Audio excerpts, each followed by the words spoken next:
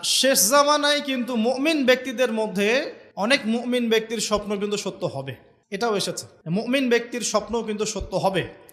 কোরআনে এমনও দলিল আছে যে কাফেরের স্বপ্নও সত্যি হয়েছে। কোন সূরায় আছে কে বলতে পারবেন? কাফের ব্যক্তির স্বপ্নও সত্যি হয়েছে এমন দলিল কোরআনের কোথায় আছে? কে বলতে পারবেন? হ্যাঁ, সূরা ইউসুফ। কি না আপনার? জি, আশিক। ঠিক আছে, মাশাআল্লাহ। আশিক ভাইয়ের জন্য আমাদের একটা হাদিয়া থাকবে ইনশাআল্লাহ, আপনি আলোচনা শেষে নিয়ে যাবেন। তো ইউসুফ আলাইহিস সালামের যে ঘটনা সূরা ইউসুফ, সেখানে আছে যে অমুসলিম দুজন ব্যক্তির স্বপ্ন সত্য হয়েছে, হয় নাই? একজন এসে বলেছেন আমার মাথায় রুটি, রুটি খেয়ে নিচ্ছে পাখি।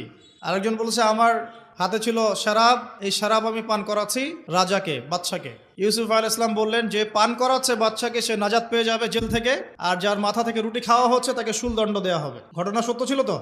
আচ্ছা, এখানে এই দুই ব্যক্তি কিন্তু মুসলিম নন, তারা কিন্তু অমুসলিম। তো যেটা বলছিলাম যে আল্লাহর পক্ষ থেকে মুমিন ব্যক্তিকে সত্য স্বপ্ন দেখানো হতে পারে শেষ জামানায়, বেশি বেশি হতে পারে। তাই যখন ভালো কোনো স্বপ্ন দেখবেন শুকরিয়া আদায় করবেন আল্লাহর কাছে। আর যদি খারাপ কোনো স্বপ্ন দেখেন তাহলে কাউকে বলতে যাবেন না। খারাপ স্বপ্ন দেখলে কাউকে বলতে যাবেন না, বরং 2 রাকাত নামাজ পড়ে আল্লাহর কাছে আশ্রয় চাইবেন। আল্লাহ, আমি এই খারাপ স্বপ্ন দেখেছি, এর থেকে তোমার কাছে আমি আশ্রয় প্রার্থনা করছি। পবিত্র কোরআনুল কারীমে সূরা আলে ইমরান এর 19 নম্বর আয়াতে আল্লাহ পাক বলছেন, বা'দা আউযু বিল্লাহি মিনাশ শাইতানির রাজীম, ইন্না দীনা ইনদাল্লাহিল ইসলাম। আল্লাহ রাব্বুল আলামিন নিজে বলছেন যে নিশ্চয়ই আল্লাহর কাছে একমাত্র গ্রহণযোগ্য দিন বা জীবন ব্যবস্থার নাম কি? ইসলাম। ইসলাম শব্দের অর্থ কি? আমরা বলি শান্তি। সত্যিকার অর্থে ইসলাম শব্দের অর্থ হচ্ছে আত্মসমর্পণ করা। কি করা? আত্মসমর্পণ করা। যে ব্যক্তি আত্মসমর্পণ করে, যে ব্যক্তি ইসলাম পরিপূর্ণরূপে পালন করে, তাকে আমরা বলি মুসলিম। যে ব্যক্তি ইসলাম পরিপূর্ণরূপে পালন করে তাকে আমরা বলি মুসলিম। যেমন এই মুসলিম শব্দের সাথে যে নবীর নাম জড়িত সেটা হলো, তিনি হলেন ইব্রাহিম আলাইহিস সালাম। সূরা হজ পড়ে দেখবেন, হুয়া সাম্মাকুমুল মুসলিমিন, তিনি তো আমাদের নাম দিয়েছেন মুসলিম, এই জাতির নাম দিয়েছেন। তিনি আমাদের জাতির পিতা, মুসলিম জাতির পিতা।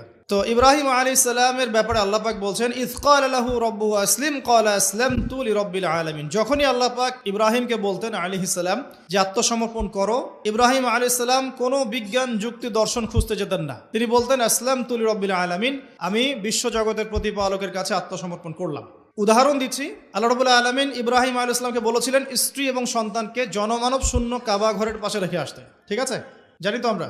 ইব্রাহিম আলাইহিস সালাম জানতেন সেখানে কোনো মানুষ নেই, কোনো পানি নেই, কোনো প্রাণীও নেই, না খাবার আছে, না পানি আছে, না কোনো প্রাণী আছে। এরপরেও তিনি স্ত্রী এবং সন্তানকে সেখানে রেখে আসলেন। আল্লাহ পাককে প্রশ্ন করলেন না কেন রেখে আসবো, এর পিছনে কারণ কি, যুক্তি কি, দর্শন কি, জিজ্ঞেস করেছেন? ইয ক্বালা লাহু রাব্বুহু আসলিম, যখনই আল্লাহ পাক বলেছেন আত্মসমর্পণ করো, মেনে নাও, তিনি বলেছেন আসলামতু, আমি মেনে নিলাম, লিরাব্বিল